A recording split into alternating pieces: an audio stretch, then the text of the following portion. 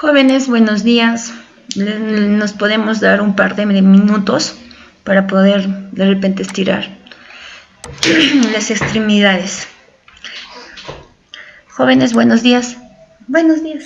Buenos días. Están ahí, ¿no? Están ahí. Lo importante es que queremos saber que están ahí. Muy buenos días, licenciada. Buenos días. A ver, un par de minutos para que puedan respirar. ¿Cómo por encargo? No te entiendo.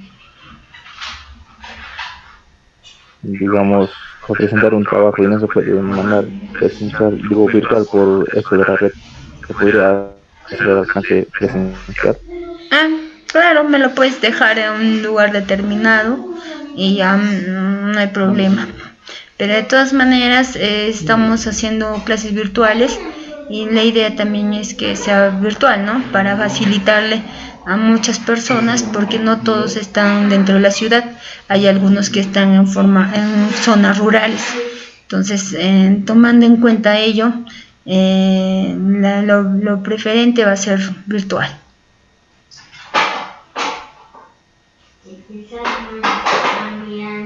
¿Algún aporte más?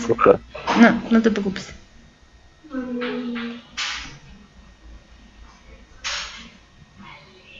¿Algo más, chicos, chicas, jóvenes, jovencitas, señores y señoritas?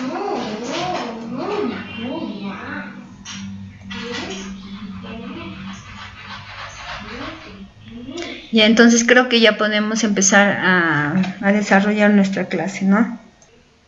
Los ciudadanos tenemos que defender a nuestro Estado como tal, ¿no? Como Estado, y también, ¿no? Y hacer respetar respetar de repente nuestro patrimonio cultural y que también los demás lo respeten. No sé, ahora me comunicaron de que se está filmando una película en Machu Picchu, pero me imagino que deben de estar teniendo todo controlado para que no se maltraten esas ruinas que tanto sea, de alguna manera, tantos beneficios ha traído al Perú, al menos en el aspecto turístico, ¿no? Y además parte de nuestra historia como cultura. En resumen, la nación es la expresión de características estrechamente entrelazadas.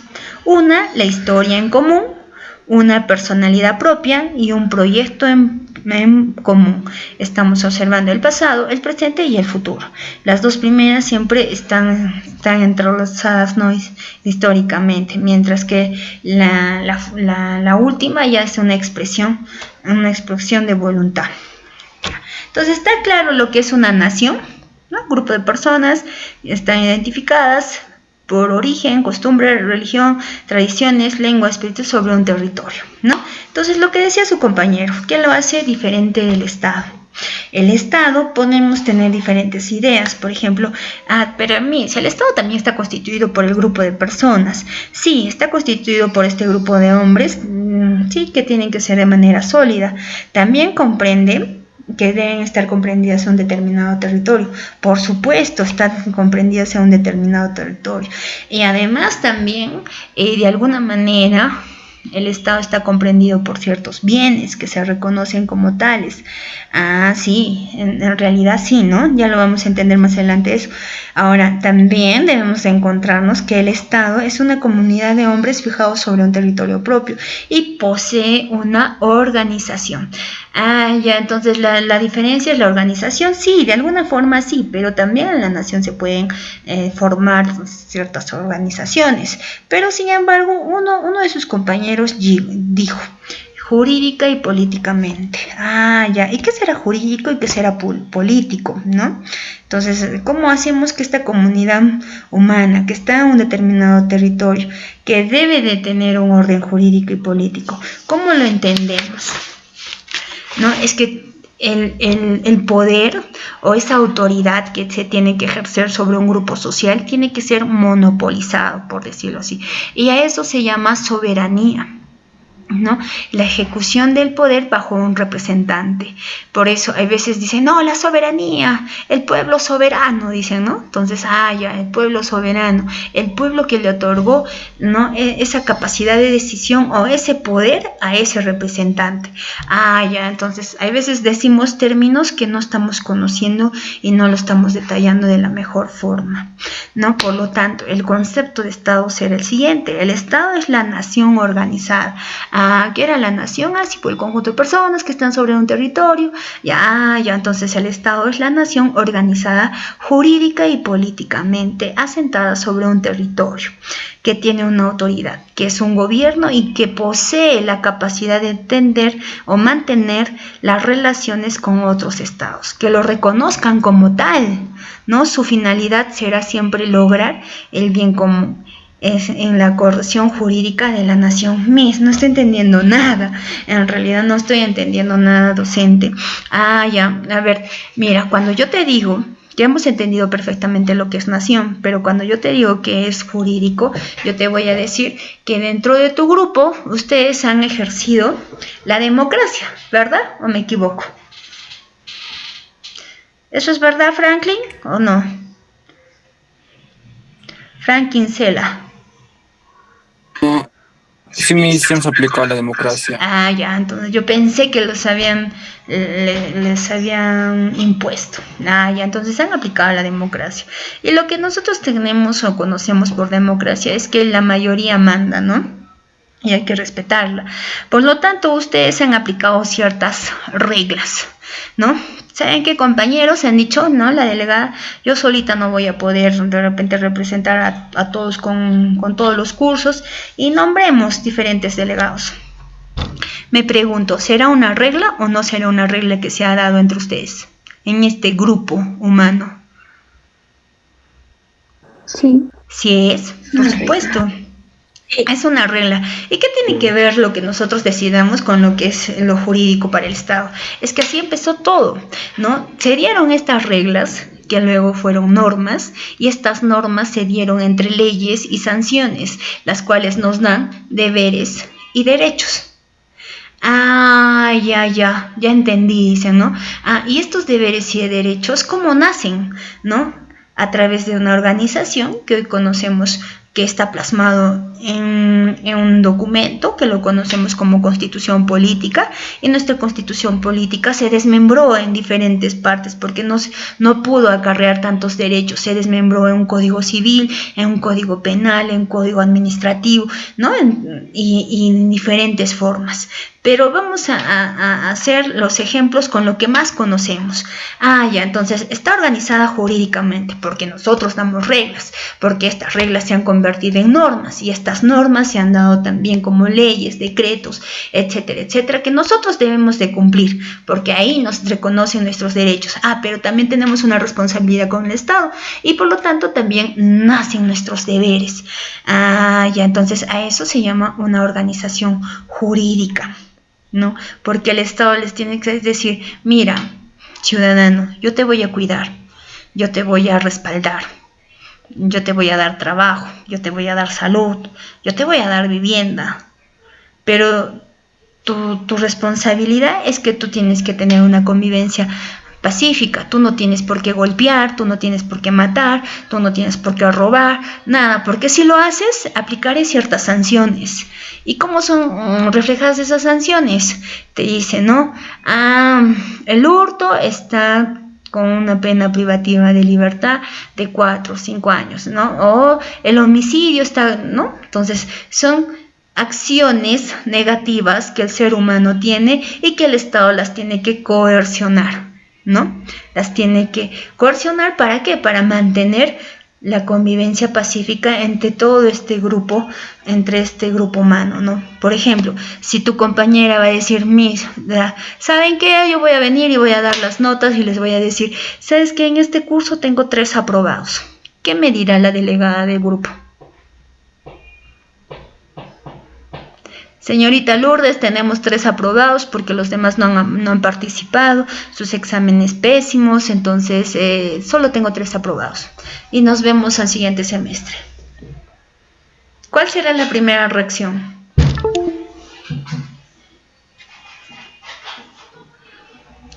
Despierten. En mi caso, licenciada, sería que hablar con usted y pedirle un favor, pues que le dé una oportunidad más a mis compañeros para que nuevamente vuelvan a repasar y así recuperar sus cursos. Y si yo La lloración, dice acá, la lloración. Me encanta este grupo. Si no podemos participar así hablando, sí está muy bien aplicar el chat. Entonces, ¿no? Habrá un previo conversatorio y te diré, mira, tu grupo no se ha preocupado en esto, no se ha preocupado en esto. Ya, mira, la última oportunidad, prácticamente la amenación, ¿no? La última oportunidad. ¿Por qué? Porque de hecho que vamos a darles una oportunidad, pero bajo ciertas condiciones. Es como una familia. A veces te dice tu papá, ¿vas a salir? Sí, ¿no? Tú le dices sí. ¿Y cómo piensas ir si no tienes nada? ¿Vas a viajar? Sí, no. ¿Y cómo piensas viajar? Entonces, ese viaje, en alguno de los casos, al menos cuando somos dependientes, no de papá, mamá, depende pues de ellos, ¿no? A diferencia de los que somos independientes y decir, hoy día viajo, pues viajo. Entonces, son los países subdesarrollados, haciendo una comparación, los que somos dependientes todavía de economía de papá, mamá, ¿no? Y los que son independientes ya véanse como países europeos, ¿no? Que pueden lograr y conquistar el mundo. Y finalmente ejercer la plena jurisdicción sobre todo lo que constituye la jurisdicción. ¿Qué será jurisdicción? También les dije. ¿Qué es jurisdicción, son las Britney? leyes, ¿Qué? son las leyes, normas, reglas. No, jurisdicción es diferente a jurídico. A ver, dime Es el quién. alcance. Puede ser. Es un lugar. Es la determinación territorial hasta donde vaya a alcanzar nuestras normas, nuestras órdenes, nuestras leyes, ¿no? Entonces, es la delimitación territorial, hasta donde nosotros podemos llegar. Por ejemplo, en la parte de desaguadero, los que pertenecen a Bolivia, ¿cumplirán nuestras normas? Obviamente que no, porque ellos tienen sus propias normas, ¿no? Pero nuestro sector peruano sí.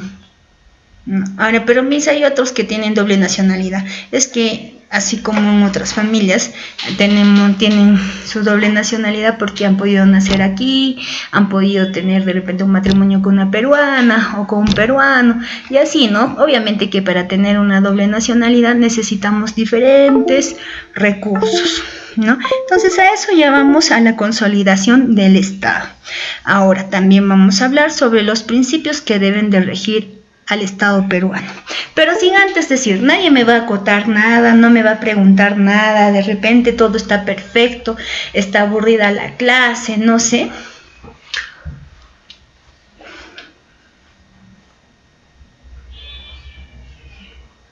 A ver, dime, Clinton, o ese es del anterior. Sí, me estaba preguntando sobre el Estado, o el gobierno, perdón, cuando se dio el decreto de urgencia para que el ejército se uniera a las fuerzas policiales y controlaran el COVID. ¿Bajo qué condiciones se da ese decreto de urgencia? Por la emergencia humanitaria, ¿no? Entonces ahí se ve que la población es vulnerada por un enemigo que no se ve, que no se siente cuando está atacando, ¿no? Entonces, por esa emergencia humanitaria a nivel mundial se ha dado pues que los únicos entes a los cuales el Estado puede manejar para poner orden es la Policía Nacional y el Ejército. Entonces, este decreto de urgencia se sale por la emergencia humanitaria y también la Constitución lo reconoce, ¿no? En casos de emergencia, el presidente puede disponer cualquier tipo, ¿no? Cualquier tipo de cualquier tipo o norma que resguarde a la población. ¿Algo más? Ahora, por ejemplo, si es Vale. que es muy importante que ustedes, permíteme Clinton, es muy importante que ustedes salgan identificados. Ahora tengo entendido que las vacunas se van a sistematizar, entonces no sería nada raro que también te pidan, aparte de tu DNI, también te pidan, ¿no?, tu carnet de vacuna, de vacunación, para que sea como una forma de identificar que estás previendo, ¿no?, la situación de la enfermedad del COVID. Entonces yo pienso que sí va a ser, que así va a ser más adelante, ¿no? Para cualquier trámite o para cualquier situación, yo creo que nuestro carnet de vacunación va a jugar un papel muy importante, porque si no, no había esa obligatoriedad y esa constancia por parte del Estado de que puedan no mantenerse los ciudadanos en mejor salud posible. ¿Me querías decir algo, Clinton? No, licenciada. Ah, ya. ¿Alguien más? Creo, Maribel, ¿querías participar?